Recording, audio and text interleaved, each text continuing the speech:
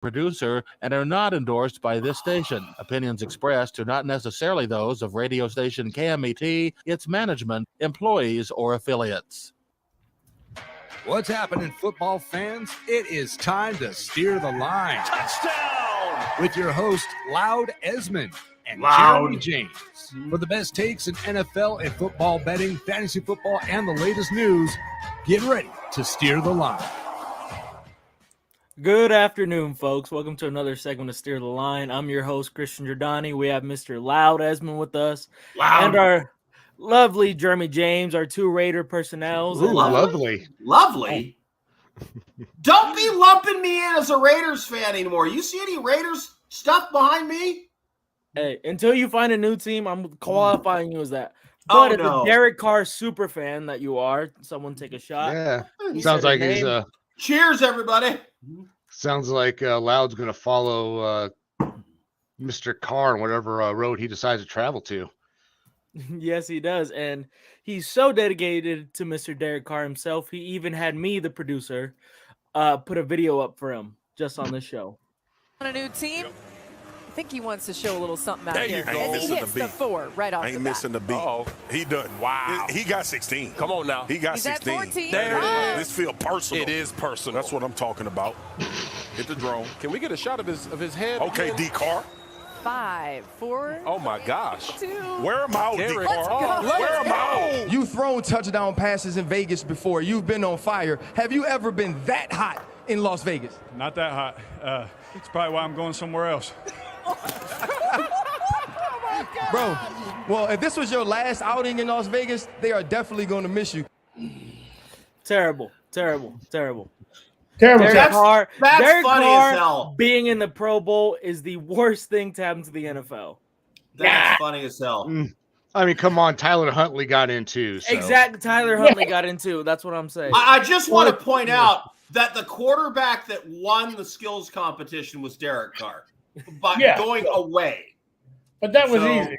Hey, as long as he doesn't have to score a touchdown in the 20, he's fine. Yeah. By the way, last Friday, I kind of disrespected Jeremy's favorite quarterback, and I want to eat a little crow here, man. You know, he did a lot better against the San Diego defense than I thought he would. I didn't give him enough credit. So sorry about that, Jeremy. You know, about downing your quarterback. I didn't think he had it in him. Of course, that was a quarterbackless 49er team, but the Eagles played really well. So I talked kind of bad about Jalen Hurts last week, Jeremy, and I know he's your favorite. So yeah, we're good. I'll eat a little crow. Hey, that's all right because I said it was going to be that defensive line of Philly that was going to win in the game, and that's what it turned out to be. You're the only one. Unfortunately, Yeah. I didn't like the way they win, but yeah, you're the only one who picked the Eagles last week. Yeah. So I didn't like the way it went down, but you know, a win's a win. Yeah, Freaking Dominican soup. Yeah, and boy, if they don't win it now, that's just a tailor-made. They have walked to the Super Bowl. The Eagles have walked to the Super Bowl. Man, More like a march. Is there anybody who's excited about Eagles Chiefs? I love Patrick Mahomes. I actually am a big fan of the Chiefs. So yeah, I really am. I think it could be a fun game. I hate seeing the Chiefs in for personal reasons, but other than that, Me too. the two teams I think will make for a good game, hopefully. Especially since the championships were kind of a disappointment. Yeah. And Yeah, that Bengals. The refs in that game were terrible. Loud. How does Philadelphia get to play a 49er team that has no quarterback from the very first drive of the game? They have no quarterback. And and you responded to me when I Facebooked out as soon as he got hurt. I said, "Well, this game's over." Yeah, you know, I mean, because they're on their fourth string quarterback who, you know, that guy would be a camp arm. He's not. He does not belong starting in an NFL game. Sorry. No, he does not.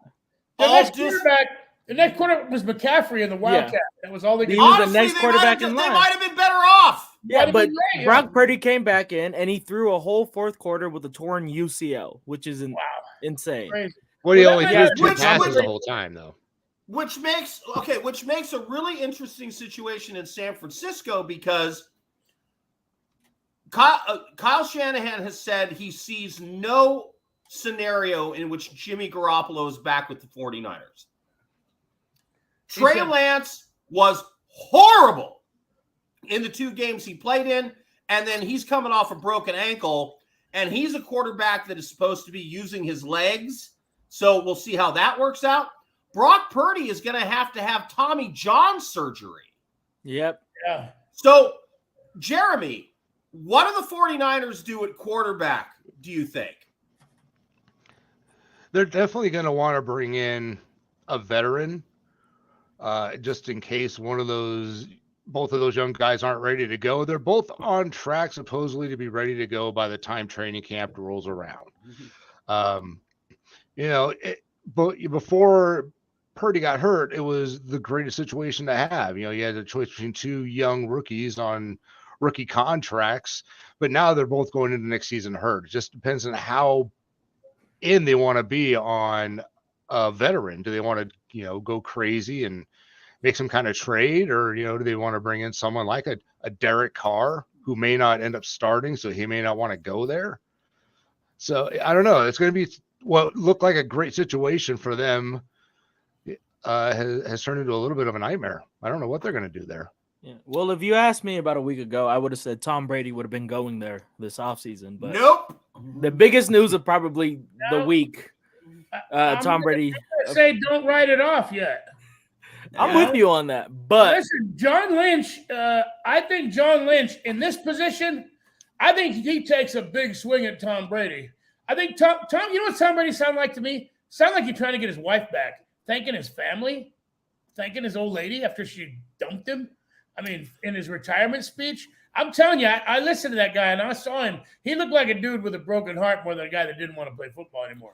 I think he's trying to get his old lady back. That ain't gonna happen. She's gone. Apparently the top target for the Raiders was Tom Brady. Yep. And Yes, he it has was. so much respect for Josh McDaniels that he told him to go F himself. So we'll just see how that works out for the Raiders now. Look, I own a couple of businesses, and one thing, and I counsel businesses much larger than my own, and something you never do is make a major decision without a solid plan in place. And that's exactly what the Raiders have done.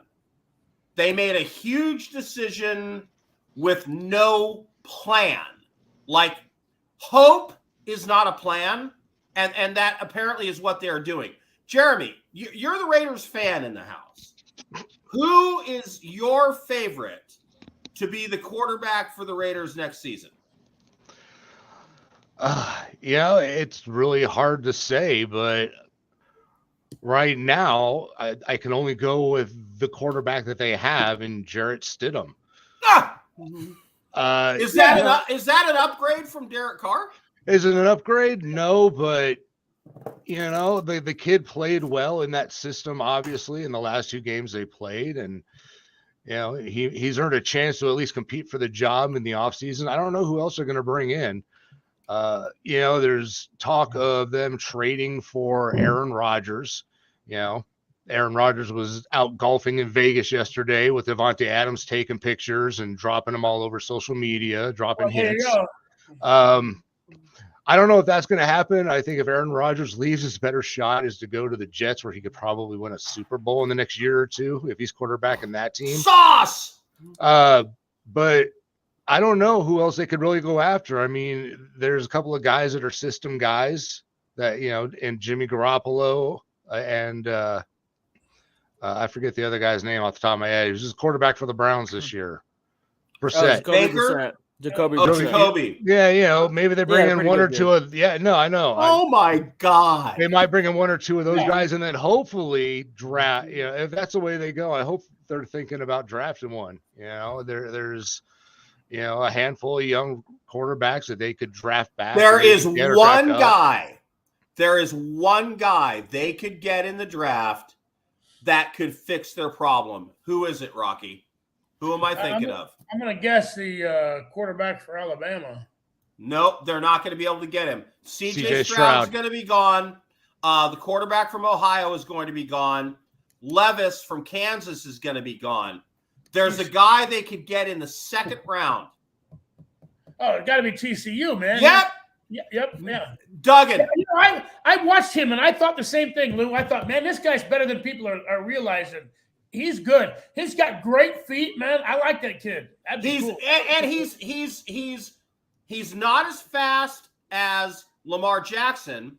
He's not quite as big as Josh Allen, but he trucks linebackers in college. Yeah. He put out one of the greatest college football performances I've ever seen in the losing game against K-State.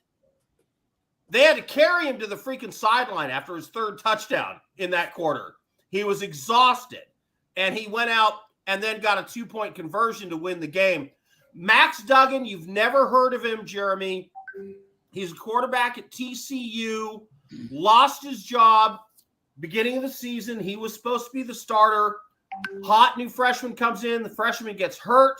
He comes in, reels off an undefeated season until that conference championship game, and they barely lost, and then they went to the national championship.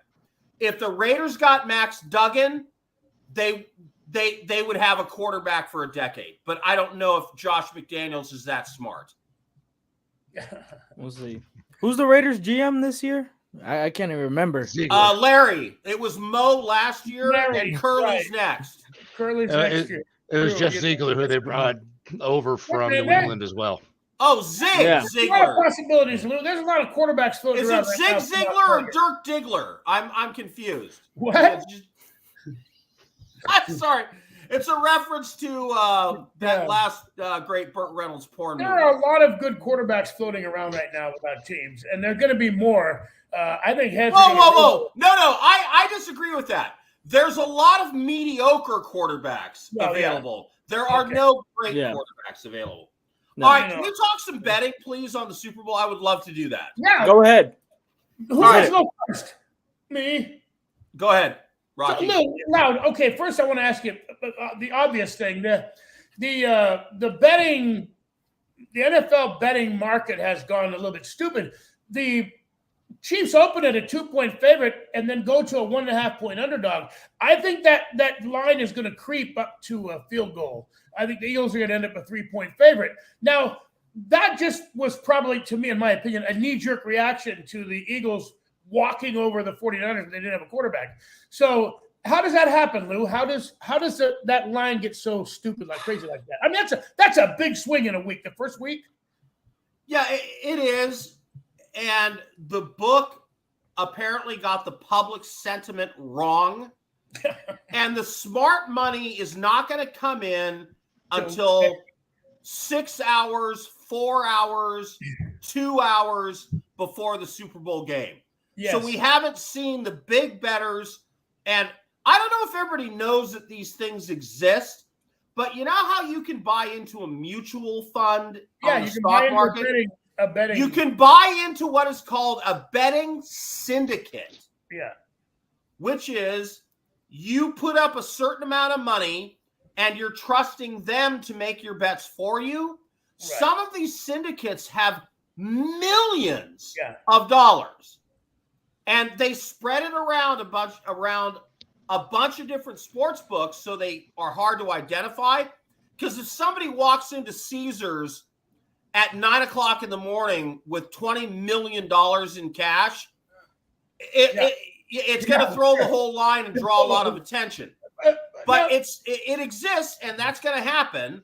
I think they just misjudged the public reaction to the Eagles win over the 49ers. Yeah. I think it's a bit of an overreaction. Well, but here's a really look what would have happened. It would be 6 by now. Here's a really fascinating number to me. Eagles by 13 points or more at half, plus 350. Okay. That's the chalk, Rocky. Okay. That's the lowest. That is the lowest betting number. Once again, these are two. I don't expect a lot of points. By the way, the big game has been under recently. More in the last decade is pumping out unders anyway. I don't expect a lot of scoring in this game. I don't think a high scoring game at all. These are two stellar stopping units, man, with great pass rushes. This is going to be. Wait. Let me just point this out and make sure the audience understands what we're saying. Yes. First half lead by Eagles, 1 to 6 points plus 425, which means if you bet $100, you get 525 back. If the first score is a touchdown by the Eagles. No. Okay. You're not. Let me say this again. First half lead.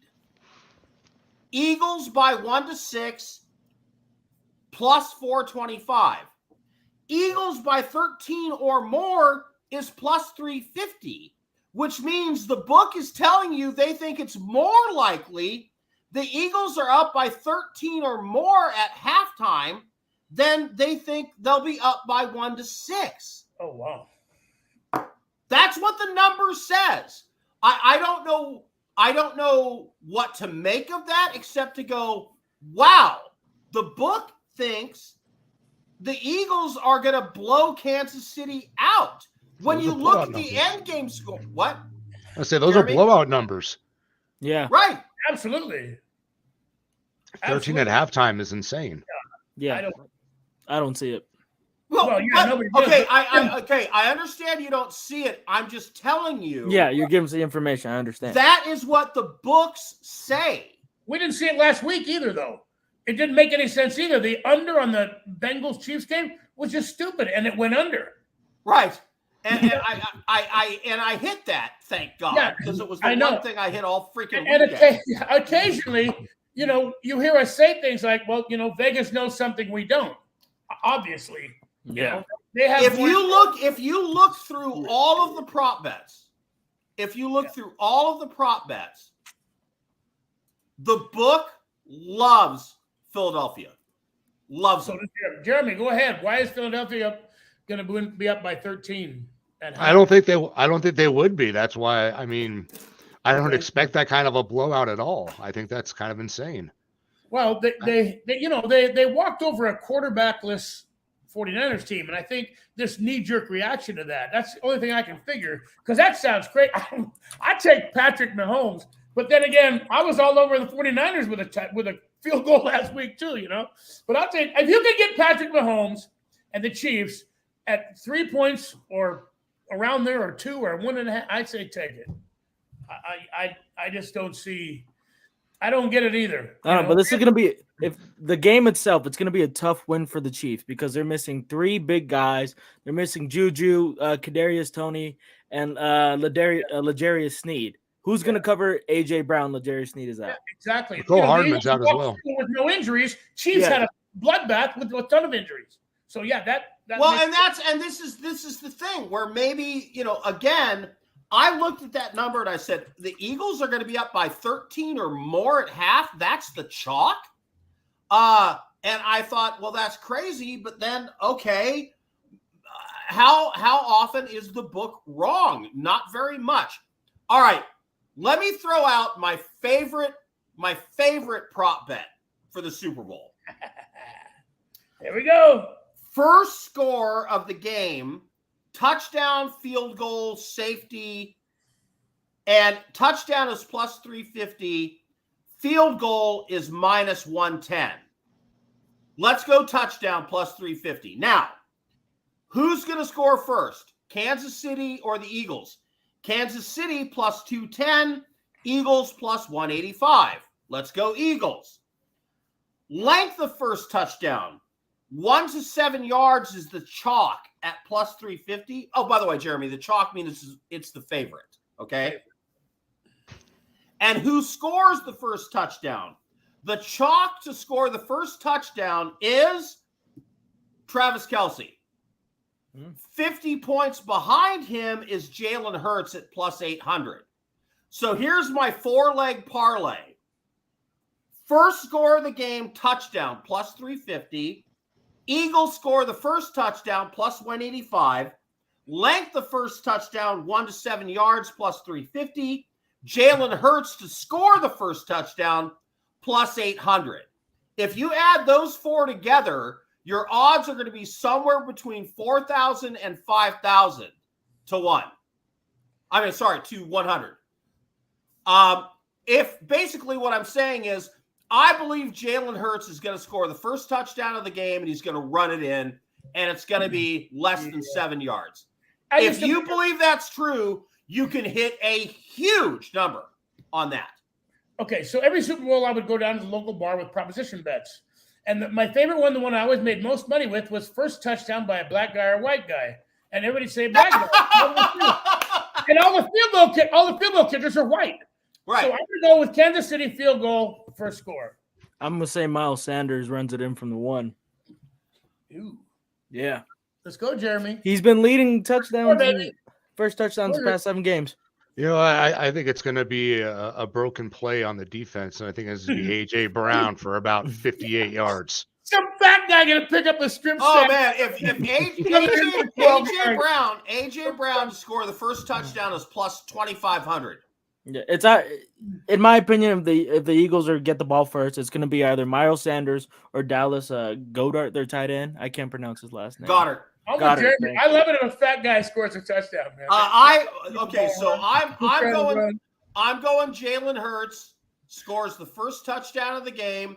It's going to be under 6 yards. Oh, and by the way, Jalen Hurts anytime touchdown minus 110. You could add that into it too.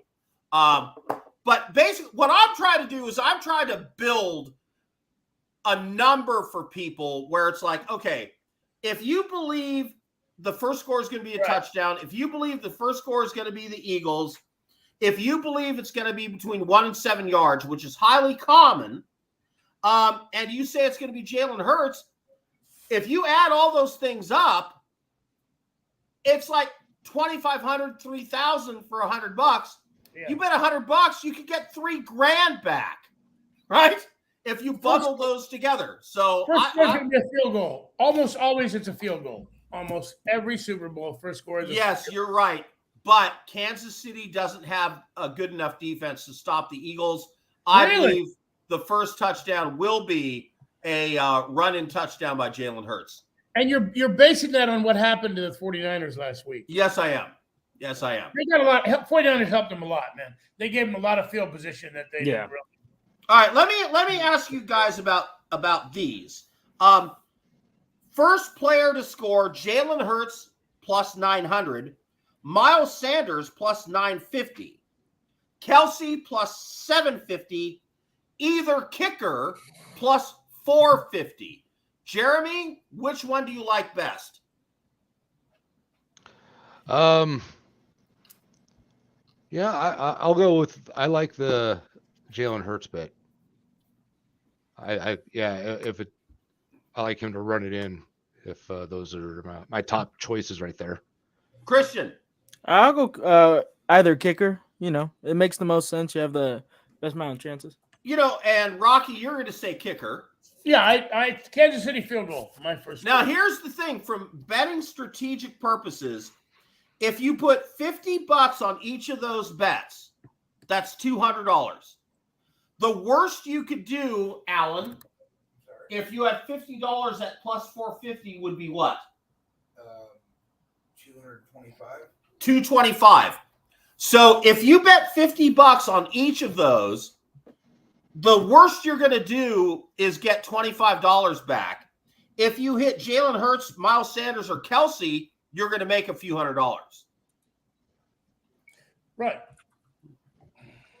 Well, a lot of bookies don't take prop bets, and most of the guys who listen to my picks are betting with bookies, not online or in Vegas. So yeah, I know, and so there's a lot of if you're in at Vegas, some point we got 3 minutes left. Who do you like to win the game, Lou? Loud. Let's pick a winner. I'm gonna take Kansas City plus the points. Personally, Eagles money line. Okay, Eagles money line. Okay, interesting. Jeremy, anybody? Eagles. Eagles. Jeremy, I'm going to go with the Chiefs, and I'm going for one reason, and it's a very strange reason. In the past 20 Super Bowls, the team that wears white wins 17 out of 3 times, and the There you Chiefs go. are wearing white jerseys. So going with the statistics, I have the Chiefs. By the covered. way, there's only been 3 times when the spread has mattered in the Super Bowl. All 3 times it was a tie by the New England Patriots. The spread doesn't matter. They either win it by a bunch. Oh, speaking of ties, Yeah. if you bet that the game is going to be tied at halftime, that's plus 1,400. Yeah. Now, that's not a bad bet right there. I like that one better than all the rest of them. So, hey, before we head out, Loud, I was curious. As we get into the off season in the NFL, are you going to be covering betting for the 2, or at least one of the 2 spring leagues? We will be USFL doing and XFL? XFL and USFL 1 minute. betting. 1 minute. Absolutely. We're going to Alrighty. be the one show that really covers that, and I expect you to come with your research on both leagues every week, Jeremy. That's why I was asking. I guess I'm going to have to figure out who these teams and players are. The league that doesn't tell us about the injuries or keep us updated on anything, those leagues. Yeah. Well, it makes it more interesting, Rocky. Right. All right, Christian, take us out. All right, everyone. Thank you for listening to Steer the Line on KMET 1490 AM. The Super Bowl is right around the corner. Enjoy the Pro Bowl weekend, and we'll see you again next Friday before the Super Bowl. Have a good week. All right, next week, guys. Thank you.